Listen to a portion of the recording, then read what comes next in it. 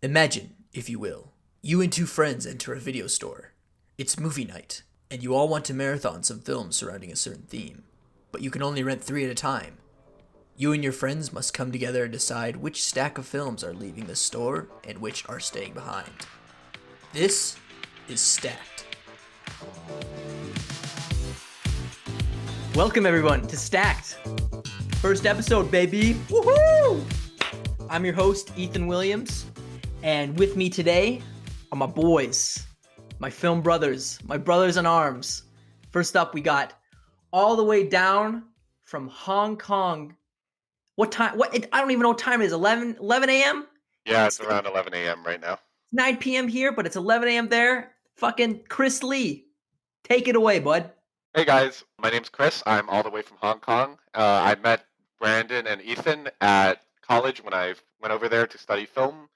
Yeah, there's not much else to say really. Like we met in some of our classes. We've been in classes together pretty much ever since my very first day of college, and you know, we're all really unified by this shared love for movies. Of course, it comes in different forms, but we do all love what we study, and we love watching and making films together. So yeah, there's not much else to it really. We're just three guys that love movies, man. There's really nothing more than that to say. And we love talking about them too. One person who loves talking about movies, won't shut up about movies, is Mr. Brandon Winchester, all the way down in Mesa, Arizona. Thanks for giving away my location, man. I really appreciate it. All right. I'm going to, in the description, I'm going to have Brandon's address. No, don't. If you disagree with anything he says, which will probably happen a lot, he's a controversial man with a controversial plan. I'll give you his address and just send him some mail or The door's open. The door's always unlocked there. Always. Maybe break his mailbox or something. I don't know. Anyways, Brandon, take it away. Yeah, I'm a big film fan. You're gonna see me disagreeing a lot with these guys over the next however long we do this. I don't know. 20 years. 20 years? That's the goal? I'm holding you all to it. Okay. Well, I really enjoy speaking about movies, watching movies, everything to do with it. I mean, it's one of my few passions in life, so let's do it. Let's fucking do it. And yeah, as you can probably tell, we are not in the same room. We are on different states, different continents, different countries, but because of the pandemic that's going on, that won't stop us and our love for film and our desire to talk to each other. So we started this podcast because we love shooting the shit about movies, and we're like, why don't we record this? So we came up with a little format, and that's where we are now. We're doing this. All right. So what is Stacked, right? So let me get into the rules of the show, right? So each week we set a topic or theme, and once we agree on which topic and theme that is, we go our separate ways and construct our own perfect 3 film stack. So 3 movies that we think we can marathon according to that theme. Then once a week has passed, we come back onto this podcast here, and then round robin, we share our own stacks 1 film at a time. At the end of the show, we're going to mix and match these 9 films that we all presented. Maybe it's less, maybe we share some. We don't know. To make an ultimate decision on what is our 3 quintessential films in a stack, like physical media, you know? Remember that? I remember. Kids. That we will be checking out of this hypothetical video store that we have wandered into in our little dreamland. Blockbuster's still alive. Blockbusters, there's like one. Yeah, in like Oregon or something. Mm-hmm. Yeah. Shout out to Cody. Yeah, Cody. You don't know who Cody is, but Cody knows who join us one Cody day. is. I'll leave Cody's address in the description. Send him some mail. Ask him some questions. All right. So yeah, that's how the show works. We're just 3 film studies brothers. We didn't mention we go to college and we're all majors, as Chris mentioned, actually. Now I'm just remembering it. my quarantine brain is like, I have the attention span of a goldfish now and a memory of a senile old man. Yeah. Anyways, Yes, that is true. I agree with that. Actually, yes, I agree. All right. No, enough dilly dallying. No more horseplay. Let's get into the stack. Let's get into these stacks that we presented. So, the theme of this week is pandemic movies. Now, a little disclaimer as we get into it. Surely we're not taking light of the events that are going on this year, but we thought because this event was so the COVID-19 pandemic was like so monumental and like defining of this year, maybe this decade, that we thought it'd be fun to share just Hollywood's take on what a pandemic was like before all this happened. So first up, Chris, All right. Chris Lee, what is your first movie on your stack? Okay, Let's get so my first movie is a 2007 film by this guy called Francis Lawrence, starring the timeless Will Smith. I think you guys know where I'm going with this. I Am Legend. Yeah, I Am Legend follows this guy called Robert Neville, who is immune, the only person, at least as far as he knows, who is immune to this incredibly fatal disease to the rest of the world. Most of the world's population has passed away as a result of it, and pretty much the entire film follows him and his dog, whose name is evading me, as they try and navigate life in New York City, where dangers lurk around every corner. Yeah, I think it's a really, really poignant film in terms of what a virus could lead to within the mind of a person. Obviously, it's not necessarily like a deep commentary on the subconscious of a person, but it is. It does express like how human connection perseveres um, through huge pandemics such as this, and the way the film is structured, like through flashbacks and also within the present day, is very beautiful in my eyes. And the connection between him and his dog is something that has haunted me since I first saw this film when I was a kid. And yeah, it really is just like it's a heartwarming and gut wrenching film. The action is fantastic. Will Smith's acting, I feel this is probably one of my favorite Will Smith performances. Granted, he's been in every movie ever, but yeah, this is one of my favorite films, like pandemic films, and probably I would maybe say my top maybe three Will Smith films. Period. But yeah, I Am Legend. I disagree. Oh, there it there is. it is. The first I disagree of the show, folks. No, Yep. no. Tally that at It, home. it only took Right. one movie, but I agree. It has its merits as a pandemic movie, but I just don't know how I feel about it being in our stack. Well, we gotta see what else is people. Oh yeah, We'll let's see see what what else else. we How got. do you feel about the movie, Brandon? I mean I think the movie's all right. Are you gonna? Oh my Well, god. I know you gave it a 3.5. Yeah, it's It's all good. right. Yeah. Yeah, it's a good movie. It's I good. just Yeah. think there are better pandemic movies that represent humanity in a way, and I don't know if that's what we're focusing on necessarily. Um, Definitely an enjoyable movie, but not in my eyes the best. Don't really have the greatest memory of I Am Legend. Now, I am very happy I Am Legend is brought up because the book, that is my favorite book of all time, if you didn't know that. Oh really? Didn't I Am Legend. And I've seen every single cinematic adaptation of the book. And while I agree that the Will Smith one is the best version, like the Vincent Price one, it's the closest like adapted to the book, but it's boring as hell. And like the flashbacks, there's weird ADR and stuff like that. It's not my cup of tea. The one, oh my god, why am I forgetting his name? Who's the fucking Planet of the Apes guy from 1968? Charles Oh my god, this is so Bronson? embarrassing. No, No, not Charles Charlton Bronson. Heston. Charlton Heston. Thank you, I got Jesus. you. I got you. Okay, Omega Man.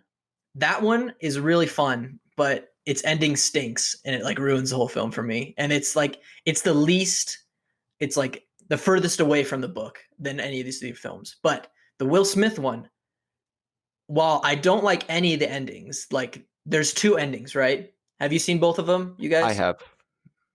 I don't know which one I prefer necessarily. Yeah. but It goes either I way for me, honestly. yeah, The yeah, I alternate agree. is more like the book, where like in terms of its themes. But like Chris said, I really love like Will Smith's performance is great in that movie. I think it's one of my favorites too. Yes, Chris, you're right. When it goes into like the psychology of the character, that's one of my favorite aspects of the book. The main character's name is Robert Neville in the book. I don't remember if that's his name in the movie because I That's the remember name of there the movie, I think. that's his name in the movie. Yeah. Okay, because I remember Will his name's Smith's changed character. in Omega Man, I think. But like the movie does nail like the sort of descent into madness. But I just wish like the ending reinforced the themes of the book a bit better. But Uh, I do love like it's a great post-apocalyptic movie, and like the flashbacks of pandemic are like kind of they are pretty scary, especially when it's involving like his wife and his daughter, you know? yeah, when they're doing And that that's sort border of crossing. yeah, that's sort of like the catalyst into his descent into madness and like his relationship with like these vampire zombie dudes or whatever. But yeah, I like the movie, but like it just didn't. It was actually almost in my list. It was almost in my stack, but I remember one movie that just trumped it out. So, all right, Brandon, Yep, what's bring your you up. what's your first movie in the stack, baby? My first movie is a movie that you guys probably haven't seen. I would go to bet that you haven't seen. It's a musical. It's called Anna and the And in the Apocalypse. apocalypse, I knew it. Yeah, yeah. What? Uh, That's a pandemic? yeah, it's a zombie movie, so I would consider it a Okay, pandemic movie. that's So the reason why I picked it was this is a movie that I saw recently, and if you really want to start out your stack with something like really lighthearted in terms of a pandemic movie, because most of these can get kind of dire in terms of like what happens in them. I think you can really find some fun to be had with something like Anna and the Apocalypse. There's great songs, of course, very Broadway-esque. I think the humor in it is really good because there is some dark sort of humor, a la something like Shaun of the Dead. And I mean, it really has something to say about humanity and overcoming your fears, not just a fear of being like social, but like a fear of fighting literal zombies because of the pandemic. It also does. I'm not going to mention my other two films at the moment, but it also has this really nice um, connection to the rest of the films on my list because this is like very much the beginning of a pandemic, whereas the other films, you'll see. I'll just say you'll see. okay. I'm All right. intrigued. Okay, so I didn't include any zombie movies on my list just because like I don't know. They bite you, they like eat you. I don't know if that's realistic to a pandemic, but like Right. does it involve like a sickness being spread around which starts like the zombies? Does it like Yes. yeah, it does? Okay. Yes. Well, I mean, I with every I think the reason why I think zombie movies work out so well, and we can talk about this, I feel like there is a direct transmission. Now we're gonna get into the semantics of pandemics and what they are, but it's like if somebody it's not just if you die you turn into a zombie. You can get bitten and turn into a zombie. Okay. You've you may have convinced me, but I think maybe I'll need some more convincing once we get to our quintessential stack. Okay. Well, Ethan, what's your first pick? Okay. So, there's going to be a little trend in this series that I have a certain affinity for a little hairy creature. Watch him work Ape. Ant-Man into this somehow. No, I'm No, not not gonna that. forget, man. My first movie is Rise of the Planet of the Apes, directed Oh, by okay, Rupert Wyatt. okay. I'm sort of a connoisseur of ape cinema. I love me some apes, some gorillas. So I think a great way to kick off this list is because I think the ending of this movie is fantastic. Like how it shows the virus being spread around. And like this is like the optimal like pandemic movie because you may get sick, but like ape gets smarter. So that's pretty cool. I didn't really consider this movie as like Right. a pandemic movie, to be honest. I would consider probably the third one a The pandemic third movie. one? Okay. Yeah. Oh, okay, wait, okay. You know what? you might be right because like the real pandemic aspect of this film Yeah, is it's at the end of the is at the movie. end. It's like literally the Yeah, credits. it is the end Shit, of the. stupid. Okay, Well, you see the well, origins of a pandemic in Rise, I you see, suppose. Yeah. that's true. You see the calm before the storm, which is why I put it in my first in the stack. Right. This is not what he meant. I would like This is to exactly what I strip meant. him. Let it I'm be stripping known. of the Let the it be first known. No. film. Chapman knows that phrase way too much. Oh shit. Okay, yeah. Moving on. But I mean, come on. Like it is absolutely outstanding how good these prequel Planet of the Apes films are. And that the fact that they took it with a pandemic aspect cuz that's not really addressed in the originals. It isn't. It's just nuclear warfare and the apes just evolved on their own. But like because of this virus spreading, it makes them smarter, which I thought was pretty cool. Mhm. It made a lot more sense than whatever the first two original Planet of the Apes movies. Like, first one's a masterpiece. The second one is just weird, and I love to watch it. But those other three, it gets into this weird like continuity circle of like the ending of the last film is actually it turns into a prequel, the original, and stuff like that. But it just got too confusing, and they weren't that good. But these originals, I just love them. I love the technology of how they captured the apes. I don't think Rise of the Planet of the Apes would have worked if the technology wasn't good. If you couldn't believe that Caesar was an actual character, you know. Mhm. And I think it is like pretty scary the possibility of science like creating a pandemic, because the virus is created because they're trying to cure Alzheimer's disease, right? And James Franco's character is trying to like cure his dad, but then he fucks up, and now he makes Monkey smart. He makes Ape smart. Apes together strong, Right. and then they beat up Draco Malfoy, and they tase him to death. And then Gorilla fight on Golden Gate Bridge. It's fucking awesome. But Okay, yeah, well, I can accept it, but I don't think that's I gonna make it disagree. into our final stack. But Well, it was worth a shot to push my ape agenda because I love ape movies. all right. But yeah. Okay, Well, that's my first film. Chris, kick us into number two. all right. So my second, Ethan, I'm really glad that we went in this order because I'm not even joking. My pick is Dawn of the Planet of the Apes. Yes, Okay, yes. now, okay, let me explain why. We This literally is the just least pandemic of okay. the Apes No, no, movies. listen. We were just talking about how Ethan came to the realization that the pandemic actually, the fallout of it, more so occurs in the third film, War of the Planet of the Apes, which I know is Brandon's favorite. And the origins of it begin. We get to see in Rise of the Planet of the Apes. But for me, okay, well, first of all, Dawn is my favorite of the trilogy. But the reason I picked this one specifically is because what I got to see in Dawn is what happens to humanity following a global pandemic. Of course, there, yes, there are mirrors to what's going on in the world right now as a result of it, but it is also like it's a hyperbolic situation.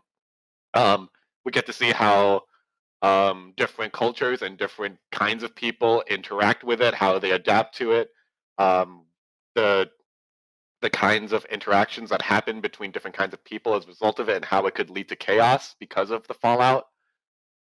We get to see on like a more like humanity-driven level on like what it does to, in this case, Caesar, the king of the apes, and Jason Clark's character, whose name I forgot.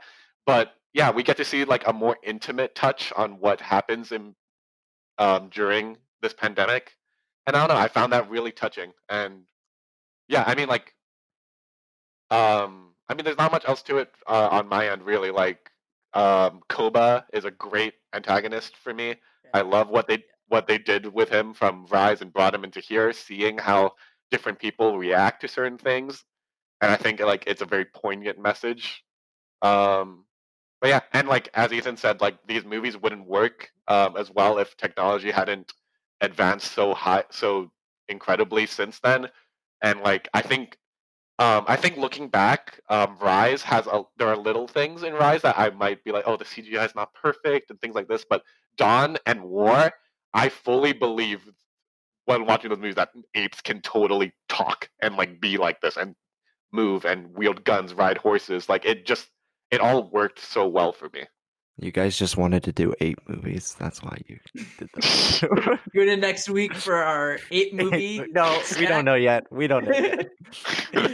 All right. Well, I'm sure Brandon has some comments on that. So go ahead. No, I like Dawn. I think it's a good movie. I had a terrible experience at the theater. I remember when I first saw the movie at my local Cineplex, the projector Put the was address like, in the description. no, no. The projector was blurry and people were like making ape noises in the audience, which shouldn't be which should be better. That sounds amazing. What are you talking about? Yeah, it wasn't as enrapturing as you think. It kind of distracted from the overall movie. It's in the middle of an emotional scene. Wait, Brandon, I think that was me in the theater. It was like when Jack went to see Little Woman. Stop right there, movie fans. Brandon's about to spoil Little Women. All of them. All 400 of them. Even the book. So if you don't want spoilers for Little Women, literally skip like 10 seconds. And when Beth was dying, the other Babu theater. freak went, "Hey!" in the theater next in the door. other theater. Oh my god. Yeah. But I like the movie. I honestly, out of all 3 Planet of the Apes movies, I would say Dawn is the least pandemic of them all. Like Rise at least has like, that hint of man like devolving and apes evolving to replace, whereas I feel like with Dawn it's more like just this very human story about people and apes getting together and acting. Though I'm gonna go with Chris on this one, that like I think it is a good pandemic movie in the fact that like it captures the culture of this fallout, That's incorrect. Oh wow, okay. Oh right. All right. Yeah, never We're mind. ending the podcast. No. No, but like juxtaposing like Caesar's relationships with the humans and with Koba, there's a lot of mistrust and like anxiety that goes around, everyone's always on their toes on this movie, the paranoia. I'll get into paranoia in my 3rd film. Oh. But I'm just saying. But I think Rise is like, I think it's a good, I don't know if I'd put it in the 2nd of my stack. Maybe since it's the 2nd movie in the trilogy, I'd put it like, we'll get there. because we got to think about like watching order here too, and how the pandemic evolves through this marathon. So I think that like Rise is a good inclusion because it captures like the communities like built in this pandemic fallout, and like the turmoil that is created. Okay. But yeah, That's I like it. Fair argument. All right, Brandon, take it away. hit us with your number 2. My number 2 is actually War for the Planet of the Apes.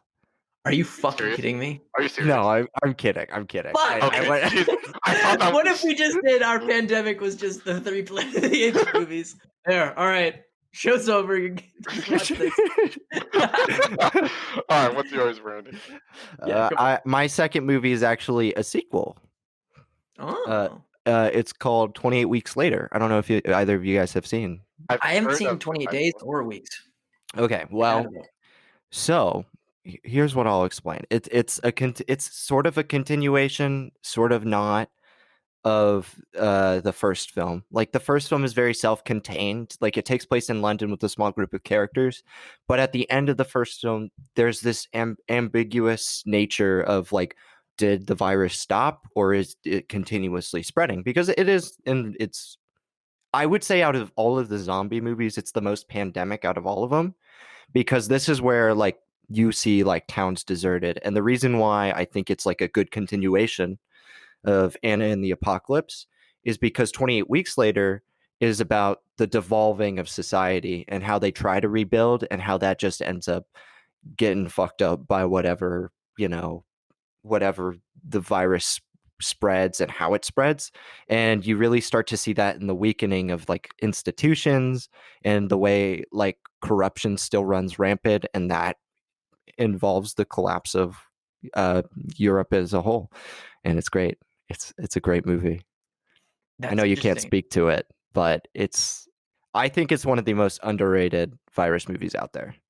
Really? Okay. Well, I've been meaning to check out the 28. I don't know, the 28 franchise. I don't know what you call it because it's Yeah, 28 days, 28 weeks. 28 Weren't they days. going to make a sequel 28 months or something? I don't know. They're working But on it. they're working on it. But yeah, that's a good pick. Like, Yeah, that's great. it seems pretty apocalyptic from what I've seen.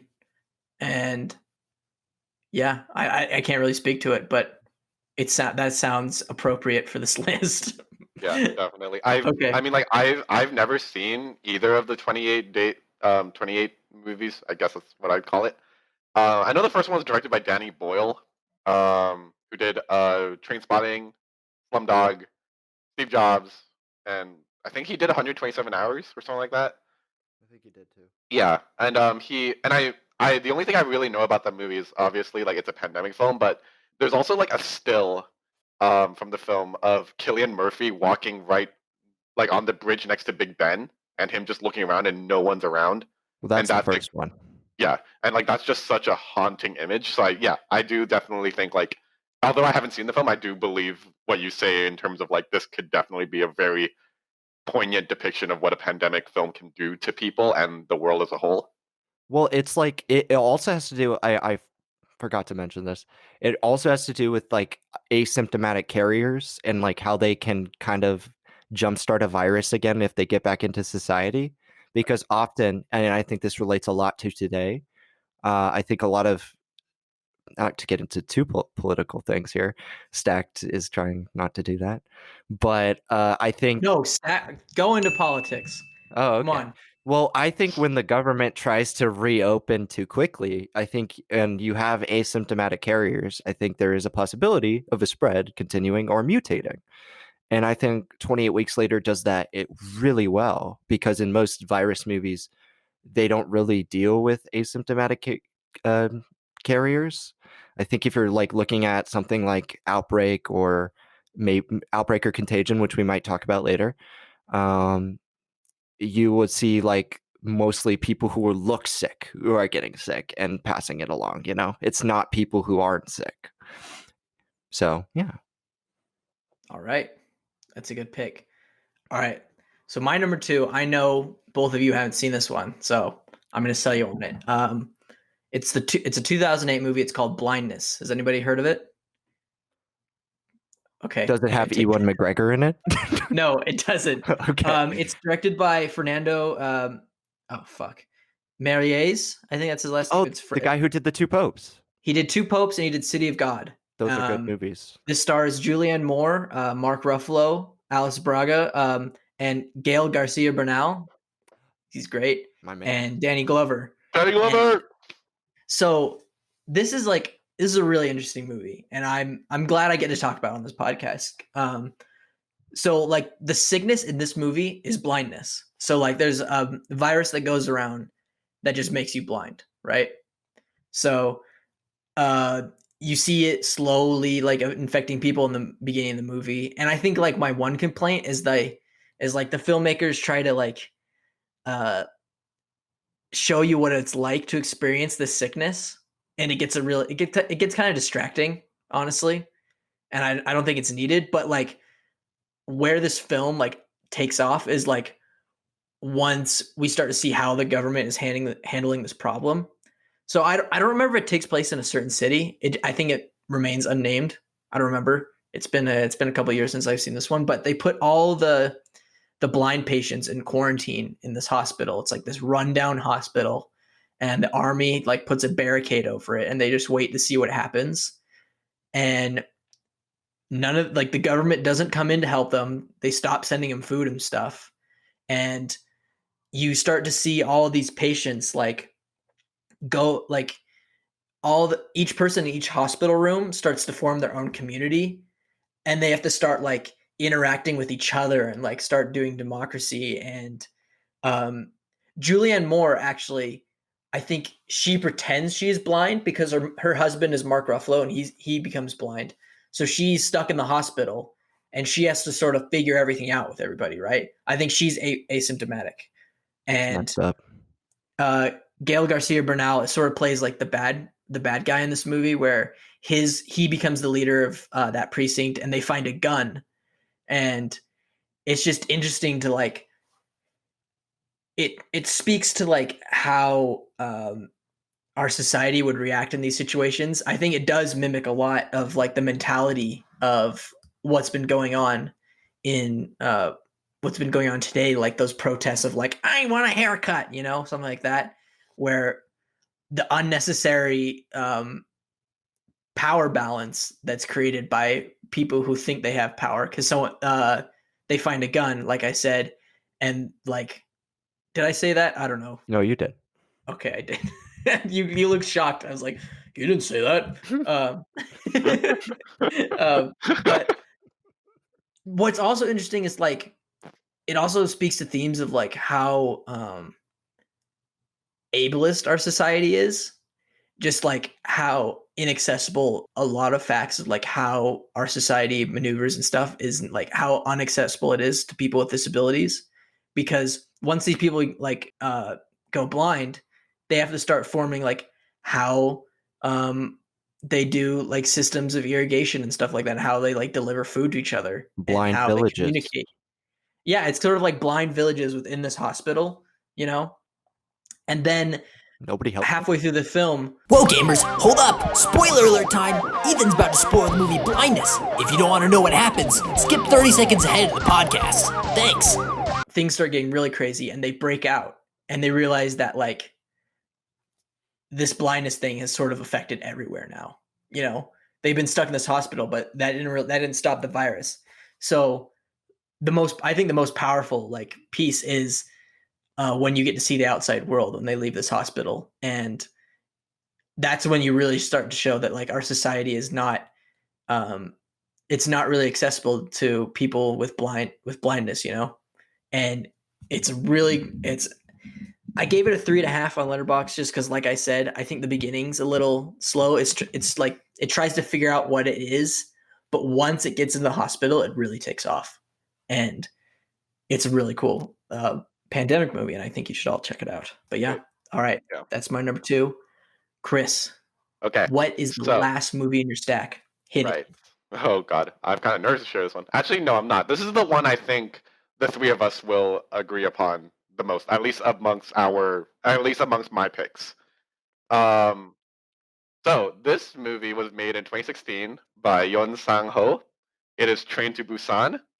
Ooh, yeah. And I know Ethan gave it 4 and Brandon gave it 4.5. Granted, I don't know what Brandon actually thinks about the movie because he watched it in January. He hasn't done his review yet. All out. But yeah, I'm catching up. I'm catching up. You can't call me out. Yeah. But yeah, I do really, really love this movie. I do think it proposes a lot of really interesting. Well, obviously, like just from its narrative alone, like a family trying to protect each other on a train filled with zombies. That's an exhilarating concept all on its own. The way it's executed is fantastic. The stakes are high. But more so, what makes this film special to me, obviously, it's a very entertaining film, but there is such a significant component of a social commentary within the film. For example, like, I think the main thing that they discuss is social hierarchy as a whole, whether that's like corporate greed or guilt and culpability, social responsibility of the working class, rapid industrialization, things like this, and social obligations that people have towards one another as a result of in the industrialization of South Korea. And I think that's definitely been a hot topic going on in South Korea as of late. Social classification and mobility has been such a significant component of their rhetoric. And although yes, the film does like is directed towards South Korea, this message on social hierarchy can be emulated into American politics and sociology as well. And yeah, I mean, like, it's kind of maybe not quite the same, but kind of similar to why is his name Snowpiercer, in the sense that like carriages house different levels of social hierarchy, and as you transition through them, you see how different people respond to certain things. And yeah, I just find that such a poignant message on how social hierarchy is determined by larger aspects of the way in which people interact with one another. And yeah, I just find it really interesting how the director is able to convey that with nothing really more than a family running away from you know their from zombies and martial law being enacted. But yeah, the state of emergency is just like it's just so powerful and so emotionally gripping. I mean, I'm sure you guys were touched by the movie at the end. Oh yeah. The new film, I think it's called Peninsula, is coming out like I think in a year or two, which I'm really excited for. Oh. But yeah, so I mean, like, yeah, this is definitely like I would call this my favorite of my picks. And yeah, it's almost like a no-brainer to me to keep this one. But I I don't think know. What do you guys think? it was like an honorable mention for me. I almost put it on the list, but I had already put so many zombie movies, Right. meaning the first two, that I kind of felt like, well, it doesn't really feel right necessarily. Mhm. But I agree with like its placement on the list. I think it's a great pandemic dash zombie dash virus movie, just because it focuses on a lot of aspects of humanity. Like not like you said, there was a lot of class structure to it, and it's not just on the train. It's like people that you meet on the ground, Yeah. military people. Obviously, the dad's very affluent. I really enjoyed the movie. It's very high octane all the time, always on all cylinders. So it's definitely a pick that I would consider putting on the list. Right. Yes. I was so close to like putting this in my stack, but then I had my hang up about zombie movies, which I discussed earlier. But although it's not my favorite zombie movie, if I were to put a zombie movie in this list, it would be this one because, like you said, Chris and Brandon, like the social dynamics in this movie is like off the fucking chain. Like that, the evil businessman in the movie, you fucking hate him, you know? Yeah. Like you hate capitalism after this movie, you know, because of this one fucking guy. This But is then it the also, socialism movie of yeah, the zombie socialism. though it also shows like the moral, like there's like a lot of gray in this movie too, because then the dad, who's also like a really rich businessman, you know, he starts clashing um, with that the father who's with a pregnant wife, you know, like that dude at the beginning like does not trust him at all, you know, and just thinks he's in it for himself. But once like he starts to like he loses his daughter and like they have to go after her and stuff like that, they start coming together, which I think is a really sweet message, you know. We're like um you shouldn't be in these situations, you're not looking out for yourself, you're looking out for everybody else, you know, which is Well, I think I mean, something some people need to learn. Those haircut protesters I agree. need to watch this movie. I agree. I think a lot of pandemic movies really should capitalize on like the negative aspects of a pandemic too. And I think this one has both. Like you said, it was like this businessman learned to care for people outside of his own family and circle, whereas a lot of movies don't. And especially about viruses. And I love that. I love that you can have both in that movie and not have it be just a plain once or the other, which is why I might consider putting it on my list. Ooh. And I also like that it's not really a nationalist film either, you know? Like a lot of the pandemic movies are like, at least like Hollywood ones are like, America did it. We solved the pandemic because we're the fucking best, you know? But this movie, it's more like, yes, there's like the government is influenced and there's like soldiers, but it's like, it's really the people coming together as individuals and that sense of community that's like helping them go through to the end. And it doesn't turn out well for some, but I guess you know it's good for some in the end. But yeah, that is a great pick, Chris. Brandon. All right, Brandon. Hit us All with your right. number 3. All right. My third movie was it was a toss-up between two different movies because I wanted to see if I wanted to go up on a happy note or go off on a dour note. And I ended up going out on a dour note because instead of Contagion, I chose It Comes at Night. Uh, Ooh, okay, I haven't seen Yeah. this. You I haven't oh, gotta seen this see it. recently. movie? This is such a divisive film. I thought it was mismarketed when it came to theaters. It was marketed as this like slasher horror movie, and I love slashers, so of course I went in to see it. But I went in to see it with an open mind, and it wasn't what I expected. In fact, like I would say, it was probably better than I expected it was going to be. It's produced by A24, and this is a movie that focuses very much on the aspect of what I was just talking about, where there's this selfish intention to protect you and your family alone. And it also shows this with all three of my movies, a collapse in society to the point where it's anarchy basically, and you're protecting your own. And I think it's very eerie. It's very creepy. The virus has to do with a lot of paranoia in humanity. And it plays upon more than just like, oh, I'm going to get sick or bite somebody and infect somebody else. It's like, how do I do this? How do I keep my family safe?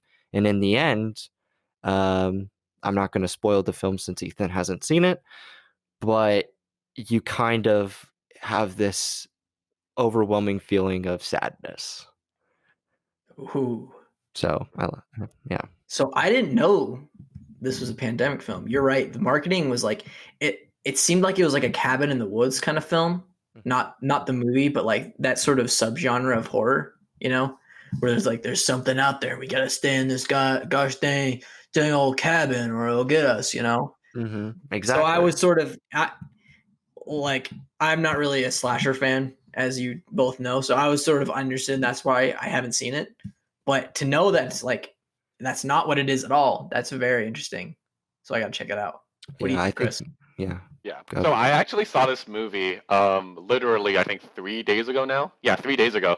I've heard so much about this film. I think Brandon, did we have a poster of this movie in our place like way back?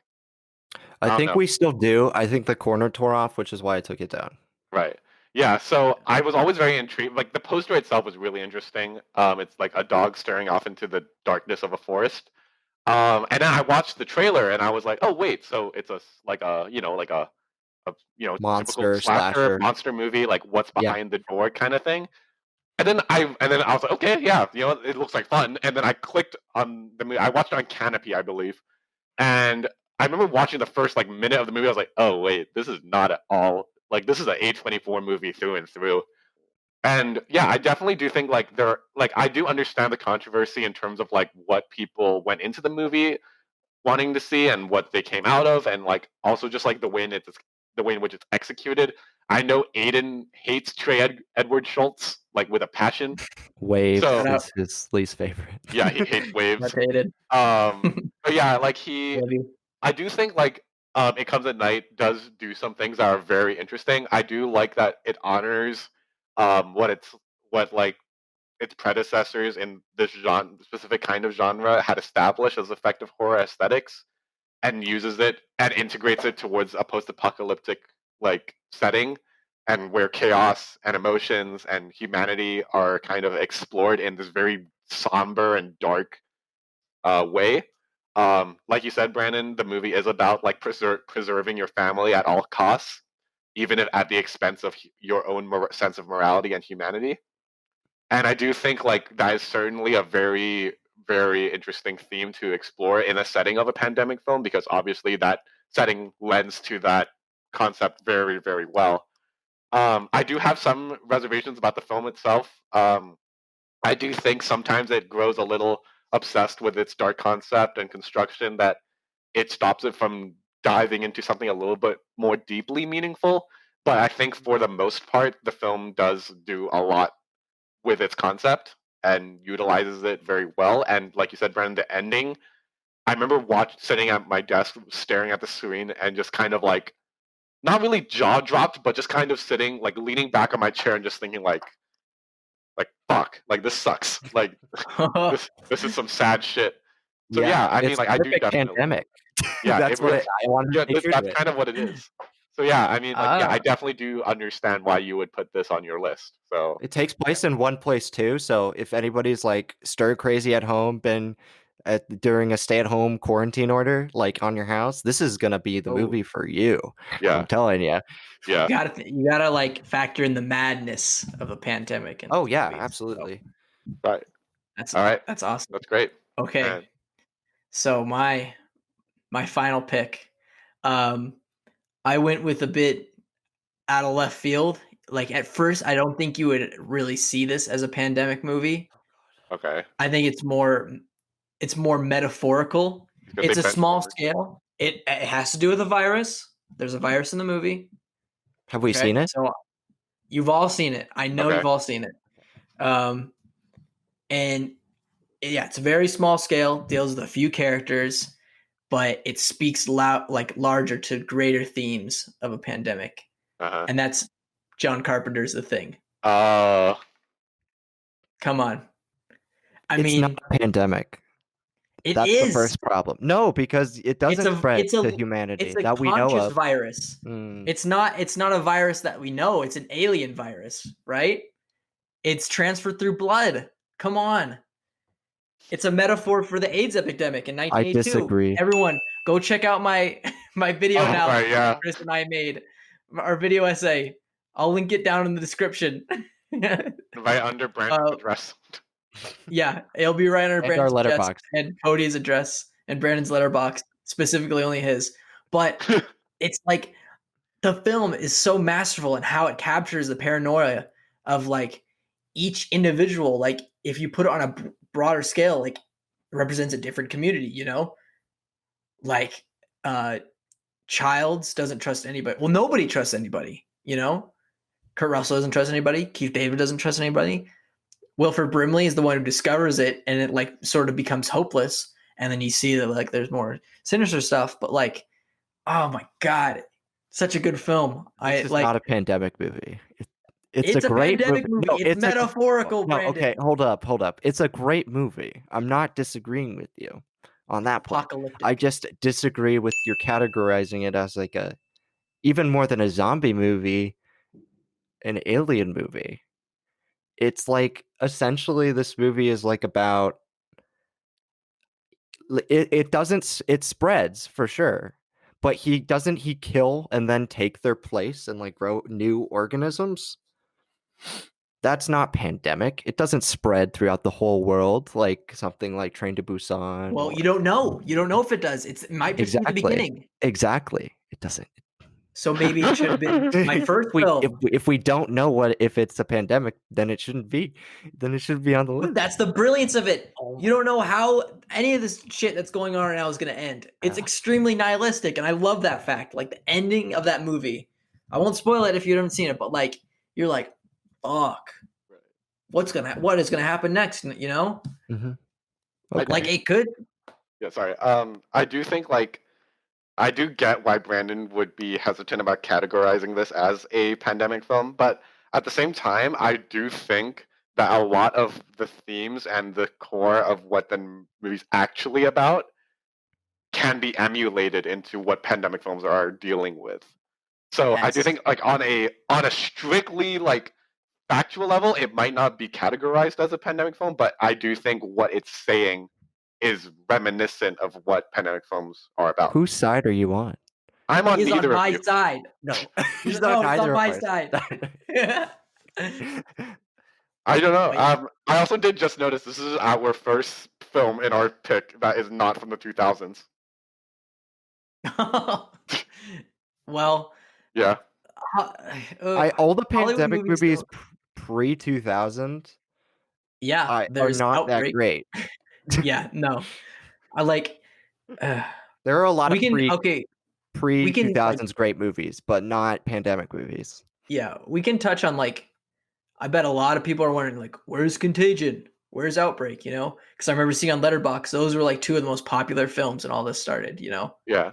and so I recently watched both of them because I haven't seen them before. I watched them this past week, and the reason why I didn't put them on this list is like I don't really like the the Hollywoodization like of the drama of it all. Like, yes, it's very realistic, and how things are transferred, like the mentality.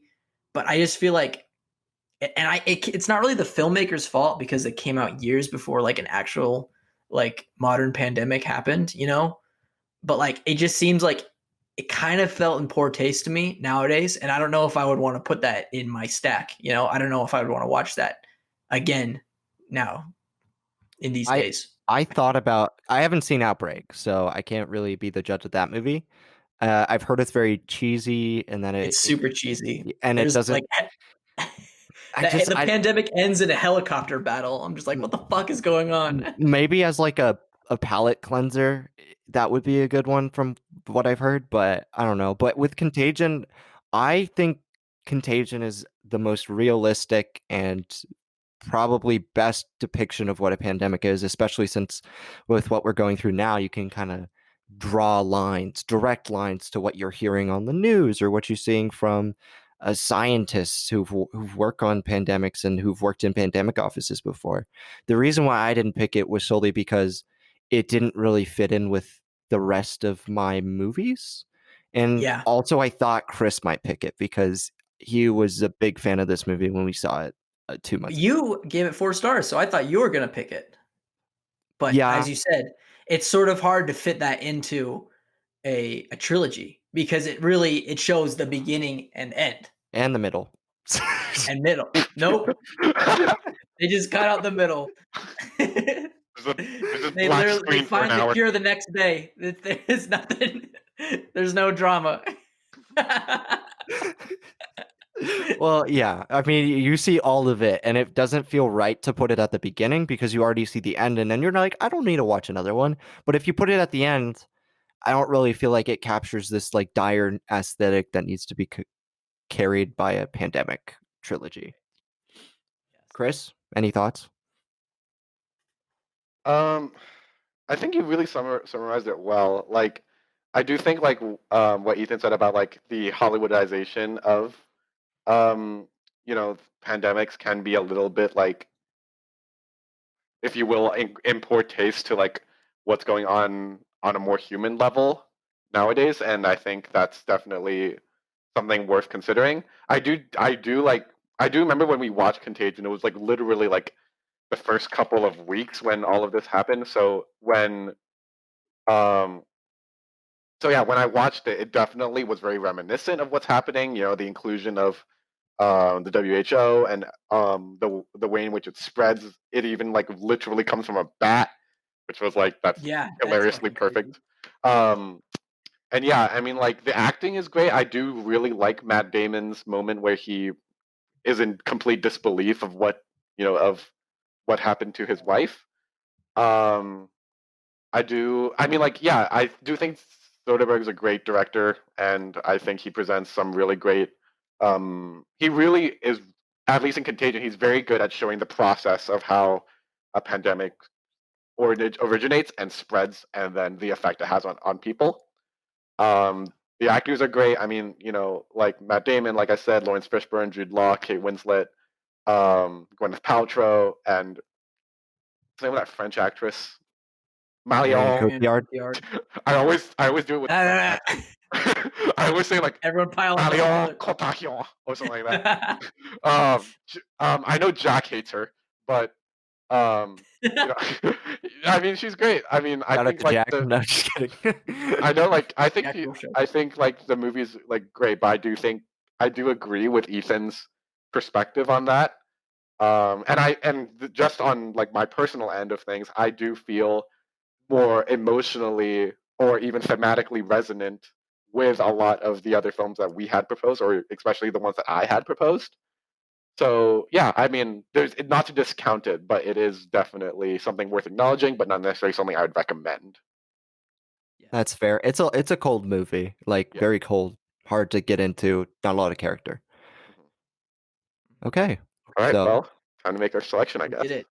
Well, before we do that, should we just like run down our stacks? Just go around.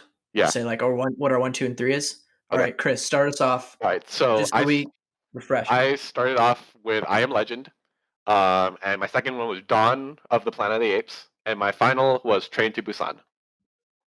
All right, Brandon, All right. hit us My with the first, deck. mine was Ant and the Apocalypse. And then 28 weeks later, it stands on its own. And then It Comes at Night was my final. Yeah, it It stands does. out though, just like the second Mamma Mia movie. It does. They're both It stand really on their does. own. It really does. I did not expect us mentioning Mamma Mia in this podcast. In My this- favorite virus movie is Mamma Mia, Here We Go Again. It is a virus. Uh-oh, here we go When again. I watch it, I feel like I'm infected with a virus, even though I Okay. haven't seen it. Ethan, what's But- your stack? All right, so my first one was Rise of the Planet of the Apes. My second is Blindness, and then my third is The Thing. John Carpenter's The Thing. Okay, here we go. Now we got it. All right, how are we gonna do The this? pieces are set. I'm We gonna gotta- say this. I think we all can agree that Train to Busan is probably the best zombie movie, Yes. or one of the best zombie movies that we have. I think we also agree that it tells a pandemic story as well as like the beginning of a pandemic really well. And I think that could work really well as like a number one slot in our stacks. Yes. Just because So- it's the beginning. It's not the middle. It doesn't start in media res. And it doesn't show the end. Or it Yeah, doesn't you don't know have where it's gonna ominous. go. Yeah. It's sort of open ended. I agree. I think Chris's is a lock for number one. Now I think we need to put a Planet of the Apes film on this list because both Chris and I have one.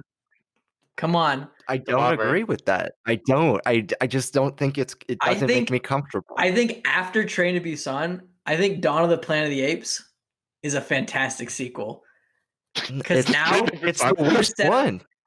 it's open ended, and now you see how society starts to crumble. It's the worst one. Wait, you It think is- Dawn's the worst one? Yeah, I do.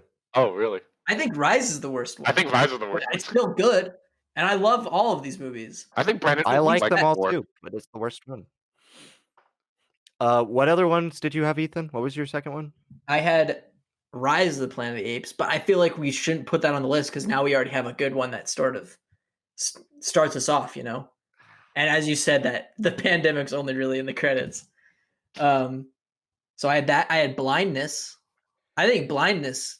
I know none of you have seen it, but I think that would be a good sort of middle or Is it end. eerie? Is it an eerie movie? It is very eerie. It is very claustrophobic. It's very anxiety inducing.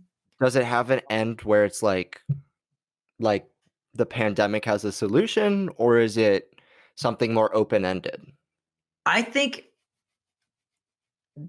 in terms of the virus itself, I think that has a solution.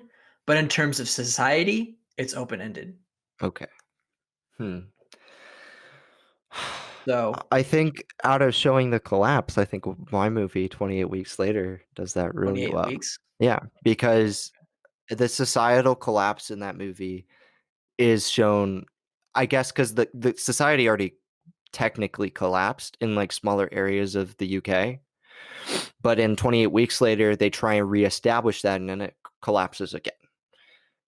Now, I guess I know I made a big push for the asymptomatic carriers thing. But I can also like see where you guys would want to go, Dawn. I would agree to Dawn, but All I right. have conditions. You have conditions. Yeah. Would The Thing can't be our third movie. That's my condition. I tried my best. Let's make a little deal here then, Okay. Brandon, buddy, oh boy. Would 28 weeks be a good finale? No. No? No, it wouldn't. Okay. How about we do this? Okay. 28 weeks later is number 2. Mhm. War for the Planet of the Apes is number 3. Are we allowed I'm to allowed do to that? know. Yeah. No, I don't. We can do that. We're in this no. video store. I can go run to the aisle and grab it. Come on. Okay, yeah, actually, and also we make the rules. This is our show. This is our fucking show. If you're angry about it, again, Make your Brandon's own show. address is in the description. Send him mail. have a burner address in there, right? Or are we gonna put our college We address? just added a movie. No, I disagree with this conceit. Let me put You guys can scrap 28 Weeks Later, but I need It Comes at Night in there. How do you feel Nah. about that, Chris? Nah. Nah. I don't know. I just feel like Ooh. there's more like. I mean, That's like objectively the best pandemic movie out of all of the ones we've talked about. I do think No. like It Comes at Night. I don't know. Maybe it's like my personal bias that I'm not that big a fan of the movie itself, but I do definitely see how it is a great exhibition of how what it ultimately does to the internal minds of a person. I think if It Comes at Night is our final piece, it does end off on a very, very, very somber note. So like Yes. So Brandon, are you saying that if we add It Comes at Night, you will allow us to put Dawn in there? Yes. How do you feel about that? Chris, what do you think? I I just want an 8 movie in this. Okay, that's all I'm. It's the holding weakest out for. pandemic 8 movie, but if it goes with the theme of societal collapse because of a virus, I'm okay with it being in there as long as It Comes at Night is in there. Does It Comes at Night show the beginning of this pandemic? No. Okay. Then this is good. I'm okay with this. I'm Okay. I'm gonna be honest. All right. Brandon, Dude. are you okay? I'm fine. You're fine? Yeah. Are you sure? It's good. No, it's good. Yeah. I like it. And All right. there we have it. That was our Okay, there's our stack. Let's take it to the fucking cashier and All from the fucking check 2010. out, baby. All the All from the 2010. Yeah, 2010s. it's very That's crazy. like you said, Brandon. I do feel like a lot of the great pandemic films are very contemporary, Oh yeah. and Absolutely. I don't know like what that may. I mean, obviously we haven't seen every movie ever, so I'm sure there are some greats from way back when. But I wonder like what the pattern is and why that is the way it is for us. I think like you can pinpoint it down to like you can sort of track a similar theme in science fiction movies throughout the decades. Like the 50s. The 50s through the 80s were really like nuclear, Red Scare. Like those sort of themes were sort of put into science fiction settings. And I think we're sort of in like a post 9/11, world where a lot of people are skeptical of each other and of their place. And I think pandemic movies really show that, where it's like mass hysteria and distrust. So I think you could pinpoint it to something like that. I don't know, but that is a good question to bring up. I think because the last pandemic that spread worldwide was before SARS in 2000, which kind of got undercut by 9/11, was in the 1920s when cinema was at its infancy, and I don't think they would have covered it back then. Right. And like the only ones from the 70s or 70s onward that I can think of are the Omega Man kind of movies. And I would say that today, I think the reason why it started to pick up steam is because you're seeing stuff like SARS, COVID, Ebola, H1N1, all that kind of stuff. And that's why I think you're seeing it more now. Also distrust and stuff with the internet and stuff. Right, yeah. But like it's going to be really interesting once this pandemic like dies down. Well, we don't know what's actually going to happen because there's no one's really found a cure for it yet, but like what our fears are going to be after this, and like what themes are going to like science fiction or something like that is going to touch into once this is all over. Right. Absolutely. So should we do But our yeah. 3? Let's run it down. Okay. Let's go in order. We'll each say one of the stack. So we'll start with you. We'll go with Brandon, and then we'll finish with me. Okay. So Chris, So what is our number 1? So number 1 is Train to Busan. And yeah, that is probably my favorite zombie film of all time, maybe. I mean, I probably need to think about that. But yeah, great movie, action-packed, great social commentary, fantastic movie all around. Yes. All right. And Brandon, what is our number 2? Try, Brandon. Our number 2 is Dawn of the Planet of the Apes. A good ape movie. It's a good ape A movie. great No, ape movie. No, it's a good ape movie that is about the deconstruction and the devolution of human society because of a pandemic, and that's why it's on this list.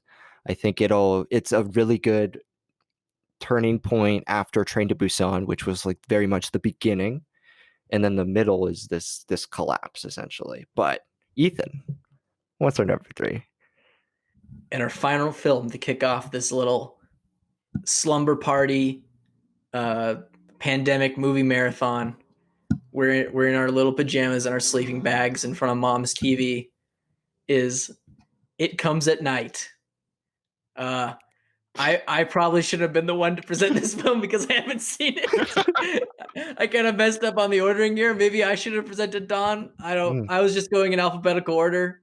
Wait, no, I wasn't, because C comes after B. Anyways, I'm gone fucking insane because of this quarantine. Which is pandemic. exactly why we chose It Comes at Night. Yes.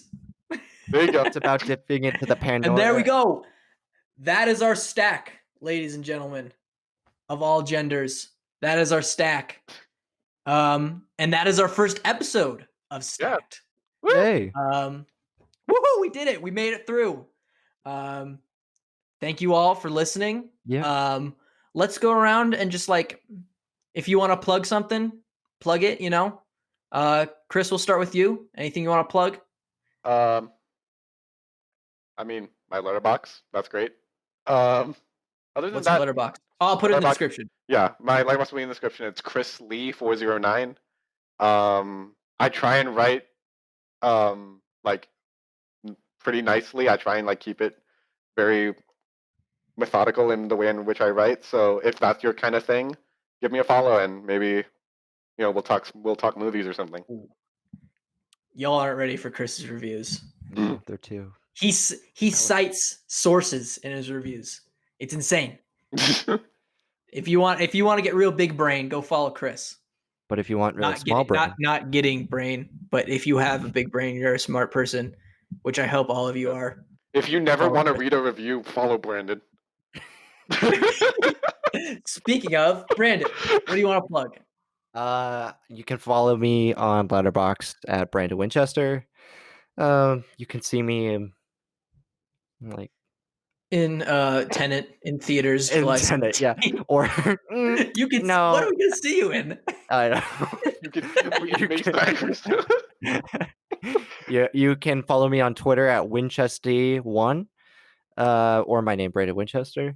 I cover a lot of politics and movies and baseball and roller coasters. Yes, Oh yeah, you love roller coasters. We'll explain all that in another episode. I feel like yes, we will dive into Brandon's obsession. Can we do with roller coaster coasters in the movies? future of the show. There's not a lot, but And if you want to follow me, it's at EJWilliams64 on Twitter, Instagram, and Letterboxd. Maybe check out my YouTube channel. I got 2 projects with Chris that I have uploaded. We had a short film and a video analysis. I think they're really cool. You should check them out. I'll put them in the description. And yeah, that's our first episode. Thank you all for listening, and we'll catch you next time on Stacked. Woohoo!